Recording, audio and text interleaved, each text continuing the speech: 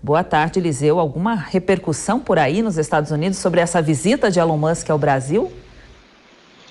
Oi, Cláudia, muito boa tarde para você, boa tarde para toda a audiência do Headline News. A nossa equipe de jornalismo da Jovem Pan News aqui nos Estados Unidos segue acompanhando os desdobramentos e toda a repercussão da visita de Elon Musk ao Brasil. O homem mais rico do mundo, proprietário da Tesla e da SpaceX, está nessa sexta-feira num encontro com o presidente brasileiro Jair Bolsonaro. Aqui nos Estados Unidos, Cláudia, já respondendo a sua pergunta, já começaram a divulgar essa visita, pelo menos as principais agências de notícia, tanto na internet quanto também na televisão. E uma coisa tem chamado a atenção da imprensa internacional durante essa visita, foram as falas de Elon Musk com relação ao meio ambiente, uma vez que esse encontro aí no Brasil também fez com que o Elon Musk fechasse acordo com o governo brasileiro de mapeamento do espaço aéreo da Amazônia. Portanto, a partir de agora, o satélite de Elon Musk vai sobrevoar a Amazônia brasileira e vai identificar aí pontos que estariam sendo desmatados ou não, né? A intenção, de acordo com os envolvidos e com alguns analistas, seria dar fim a tantas e tantas especulações sobre o tamanho atual da Amazônia e também acerca desse desmatamento que acontece de maneira desenfreada há pelo menos 15 anos. De acordo com alguns analistas aqui nos Estados Unidos, vai ser muito bom esse acordo para a comunidade internacional, uma vez que vai trazer dados importantes aí, colocando fim há muitas questões acerca do desmatamento da Amazônia. Uma outra questão, e daí ponto para o Brasil, pelo menos é assim que tem sido visto também aqui nos Estados Unidos, essa notícia de que Elon Musk, através desse satélite, vai distribuir internet para 19 mil escolas em pontos rurais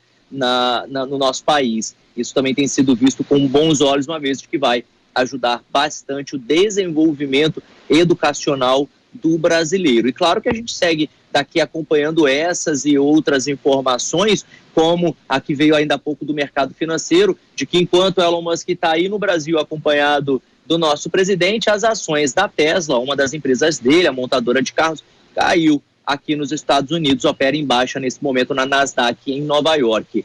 Daqui a pouco, Samidana deve trazer essas e outras informações no mercado financeiro aqui na programação da Jovem Pan News. É com você no estúdio. Eliseu, o Samidana deve trazer a repercussão disso também, mas durante esse encontro aí o Elon Musk, o bilionário Elon Musk, postou nas redes sociais também, no Twitter, né, sobre essa visita a Bolsonaro. Você chegou a ver alguma informação aí sobre isso?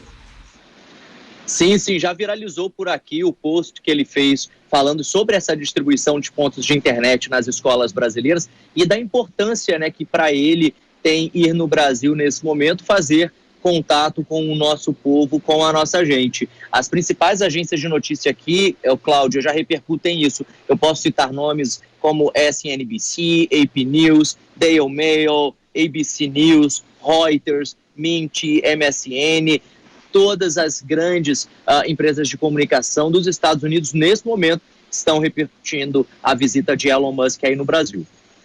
E durante esse encontro ele falou que está super animado por estar aqui no Brasil também, né? É uma visita meio rápida, ele só deve ficar hoje algumas horas aqui ainda. Mas, Eliseu, a gente vai interromper agora rapidinho para ouvir o presidente Bolsonaro que está falando nesse encontro. Vamos ouvir, vamos acompanhar. Daquela região tão cobiçada, e não é de hoje, por outros países. E nós temos uma preocupação muito grande com isso. Ao se levar a verdade, nós vamos mostrar que a Amazônia é preservada. Lógico, existe os nichos de exploração de queimada, desmatamento irregular, mas essa participação dele com o seu satélite vai nos ajudar a preservá-la. Mas também desenvolvê-la, porque é uma área riquíssima em biodiversidade e também em riquezas minerais. Em especial, como vocês sabem, trabalhamos no parlamento para que em reservas indígenas, desde que haja o consentimento da respectiva etnia, se possa explorar o subsolo. Entendo que a vinda dele aqui também é importantíssimo para a nossa juventude. que o admira já há algum tempo. E com a chegada dele aqui, vai passar a admirá-lo mais ainda. A juventude, como vi uma reunião há poucas horas atrás, e tínhamos uns 40 universitários, estavam muito felizes e bastante sensibilizados com a presença dele, com o que ele falou. Alguns jovens fizeram perguntas ao Musk e ele respondeu com toda a sinceridade.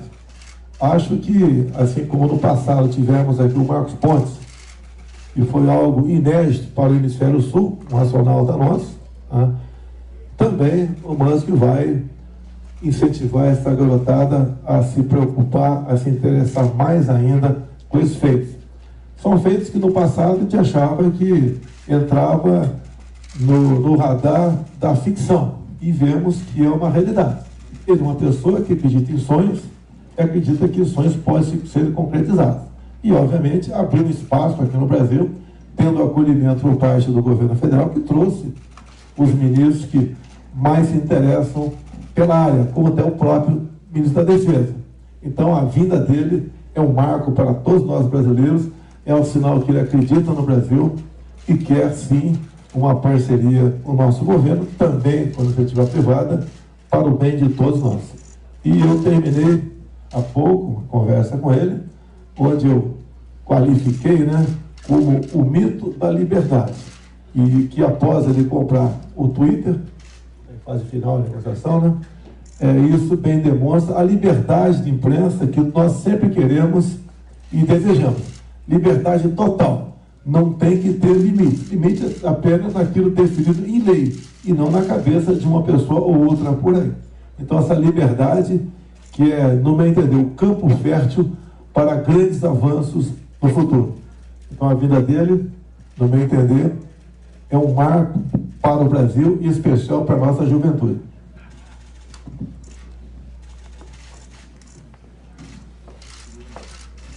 Bom, você acompanhou aí o presidente Bolsonaro falando após esse encontro com o bilionário Elon Musk, que anunciou o projeto que pretende conectar até 19 mil escolas em áreas rurais na Amazônia. Neste momento, o Bolsonaro continua aí Ele vai responder algumas perguntas agora dos repórteres que estão presentes, o presidente que está ao lado do ministro das Comunicações. O ministro fala agora, vamos acompanhar. Lançar os satélites, ele já tem 2 mil no espaço e ele tem autorização para 40 mil. Então, hoje mesmo ele fez demonstração ali da Starlink, lá embaixo, funcionando. Ele já tem em toda a região aqui sudeste. Eles precisam colocar um gateway, que é um porta de entrada na região norte. Eles estão correndo com isso para lançar os...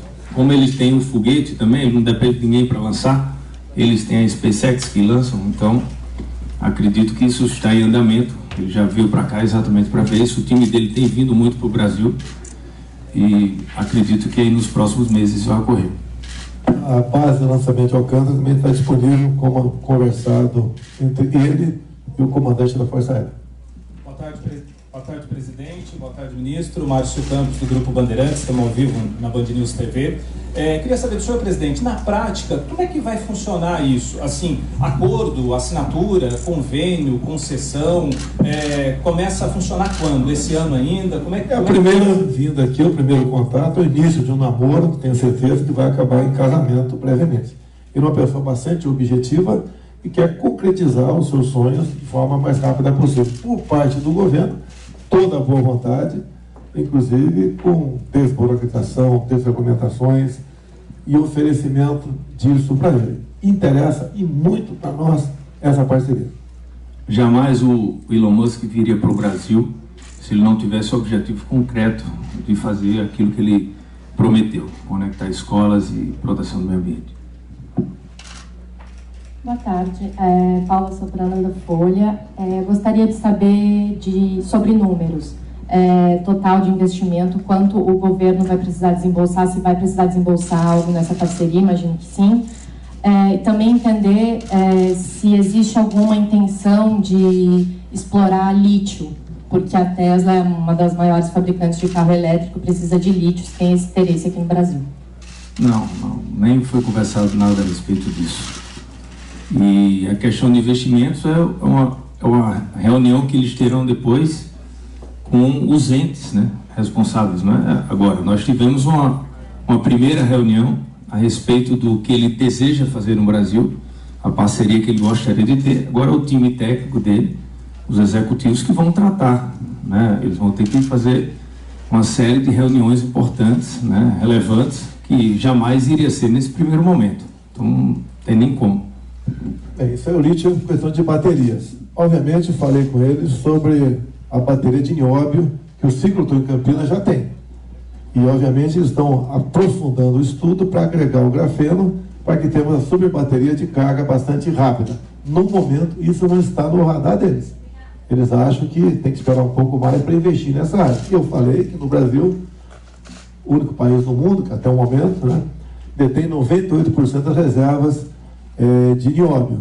E no tocante ao grafeno, já temos a UX, Universidade de Caxias do Sul, entre outros pontos do Brasil, já tirando da prancheta materiais de grafeno.